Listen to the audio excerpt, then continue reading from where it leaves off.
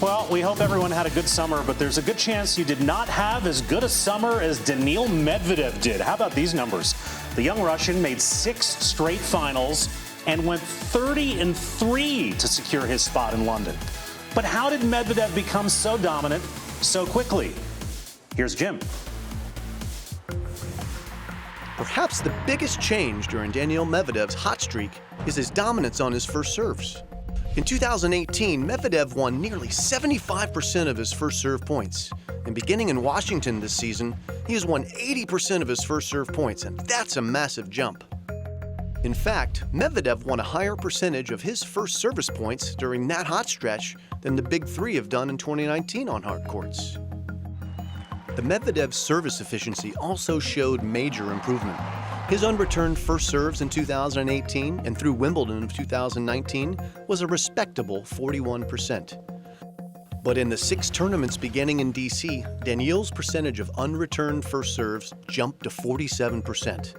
And it wasn't an increase in aces, but an increase in serves that couldn't be returned. Part of the reason for this is Medvedev's service strategy. He began serving more evenly wide and tee starting at the City Open. On first serves in the deuce court in 2018, Daniil previously served 60% wide to the forehand and 30% down the tee. Since DC, he's serving 52% wide and 42% tee, which makes his first serve much less predictable. Another key statistical reason for Daniil Medvedev's success over the summer was his aggressive play within the first 4 shots of rallies while serving. In 2018 and before the City Open in 2019, Medvedev was winning 71% of points on rallies of 2 to 4 shots while serving. Game Medvedev. Then, beginning in Washington, D.C. this summer, Medvedev won 81% of all his service points when the rally was 2 to 4 shots. And that 81% trend for Medvedev is considerably better than some of the 2019 leaders, Novak Djokovic, Roger Federer, and Rafael Nadal. Besides playing better on those rallies of 4 shots or less, Medvedev has also been dominating the long rallies.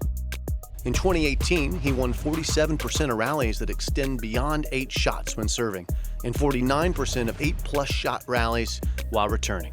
Between the 2019 City Open and Shanghai, Medvedev won 57% of 8+ shot rallies on his serve and 60% of those long rallies while returning. Medvedev won such a high percentage of those rallies by keeping 93% of his forehands in play and 94% of his backhands. Consequently, by extending the points, Medvedev has substantially decreased his unforced errors. In 2019, before the City Open, Daniil was making 9.2 unforced rally errors on his forehand and 8.3 on his backhand. Starting in Washington, D.C., those rally errors dropped drastically to 5 per match on the forehand and just 4.6 on the backhand. Those error numbers are historically low. And while Medvedev has played a noticeably more defensive style during this hot stretch, his winner count has dropped only 1 per match from each side. All right, very interesting data, and we thank our friends at Golden Set Analytics for providing some of that information. So when you synthesize all those things, and it was very informative, Paul, what's the biggest sort of takeaway for you on why Medvedev has been so dominant the last 2 or 3 months? Well, the most interesting thing that Jim mentioned in that piece is that usually a player gets better in one area. They'll either get better being aggressive or they'll get better being more patient. He's done both. So the reason that happens, I think, is that when you start to realize your potential, you start to believe how good you can be, you put the hard work in, and then not only are your power shots more effective, but you also get this kind of relentless sense of inevitability, where the longer the point goes on, you will find a way to win, and that comes with confidence. Great players have it, and he's learning to do that. So is there an antidote for what Medvedev's doing? I guess the other way to ask that would be, if you were coaching against him, what would you advise a guy to do? Well, here's the problem. He's taken some of the best of Rafael Nadal, which is that serve +1 aggression, incorporated that, And then he's also taken the best of Novak Djokovic as the points go longer, just eliminating the unforced errors.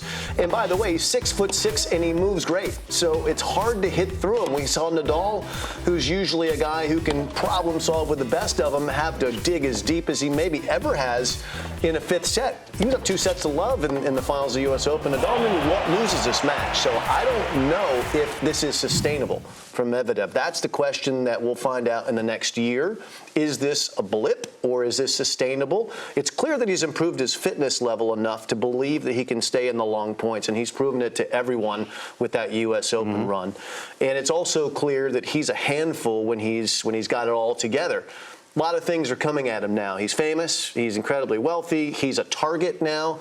How do you deal with what Paul likes to call the changing landscape? So far, so good, but it's going to be interesting once we get to this tournament and he starts playing in Australia to see how he reacts to that, Paul. Yeah, I think the biggest thing is, it sounds crazy, but now it's even more important to have a more clear definition of what kind of player he's going to be. The target's going to be on his back now. People are going to start to look more closely. So while he's done better in the long rallies, and he's also done better with the serve +1, I think it's even more important the next 12 to 18 months to focus in, okay, what's going to be your foundation, and continue down that path, because both of the other things, regardless of what's secondary, they're pretty good anyway.